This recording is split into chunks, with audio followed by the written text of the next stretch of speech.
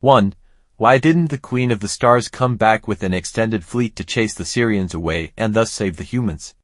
Answer: she did, but when her fleet arrived, the Sirians used the early humans as shields, and if the Aryans had attacked, all or most humans would have been killed. The Queen tried to avoid that her first experiment, the Namlu, would be destroyed, but unfortunately, the Sirians destroyed it later anyway, so the strategy failed. The Namlu understood the Queen's rationale, and that there wasn't much she could do at the moment. So it wasn't out of negligence but out of compassion for her creation, something the Sirians have never shown. 2. Why doesn't the Queen of Orion intervene now? Answer: I have hinted at this before, but let's bring it up again. If the Aryan would come and try to take over the Stargates, or in any way intervene, even if it's within the guidelines of the law of free will, we humans, in our ignorance, would see Orion as our enemy and fight on the Sirian side. The Queen knows what's going on here, but she is waiting to see which path humankind will choose. Everything would be so much easier if we humans woke up from our manipulated state and stopped agreeing with being slaves to the Sirians. If we broke that manipulation, we would get enormous support from star beings out there.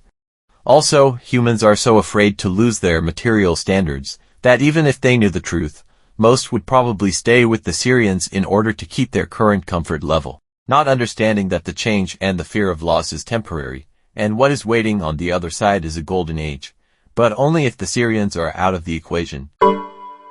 3. Are the Sirians more technologically advanced than the Aryans? Do they have a better war industry? Answer: the Sirians since a long time back have invested most of their research in the war industry. That's where they have their focus because they are invaders. However, the advanced technology we are so impressed by is Aryan technology that the Sirians got from Orion when they were advanced guards to the Queen, and some of it they stole from Orion. The most advanced technologies are basically not their own inventions. 4. In the peace treaty, why did the Queen of Orion say she would back up the Sirians in case they went to war, and that Orion would fight side by side with the Sirians against all Sirian enemies? Answer: I researched this further and happened to find the answer to this as well. The Queen did not promise to fight on the side of the Sirians. She told the Sirian King of Kings that she would back up his star race on the condition that they do not interfere with any other star race without that star race's consent. In fact, she was empathizing love and compassion. One of the reasons for the peace treaty was that the Orion Queen wanted peace in Sector 9. She knew that if she didn't do something, there was going to be war. Did it help? To a certain degree it did, as it probably halted the Sirians, but they found ways around the agreement by using advanced manipulation on ignorant star races like humankind. So they got the consent by manipulation, without breaking the contract. The thing is that humankind is in danger. If we side with the Sirians in the future and attack or challenge Orion so that the Queen has to react, we must be considered the enemies of Orion, not because the Queen wants to fight us, but because we make the decision to fight her. 5. Why did the Sirians think that Earth was theirs to begin with? Answer: the idea that the Queen gave this part of Sector 9 to the Sirians was Robert Morning Sky's interpretation in his early work. The Queen did nothing of the sort. However, what she did do was to make them her advanced guards, which means they could travel freely within the Orion Empire of which we were part at that time. Now the Sirians claim Earth is part of the Sirian Empire, due to that they took over real estate Earth in a battle a long time ago.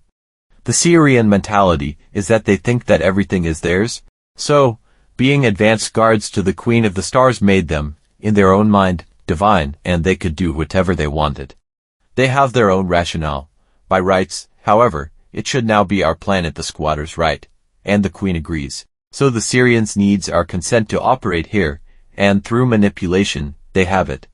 The Queen would only interfere if we asked her to help us. She would, because apparently, she still cares for the experiment, even if it's a watered-down version of it. Namlu was her experiment. When the Sirians came and manipulated the DNA of existing species here and mixed their own genes with that of the first experiment, and upon all had the Namlu leave their bodies in a mass exit, not much was left of what once was. But mankind still has the fire and the ability to become the guardians of the living library. The above makes a lot of sense to me, and I am glad I could sort it out. Both for myself and the readers. I hope it answers some questions for you as well.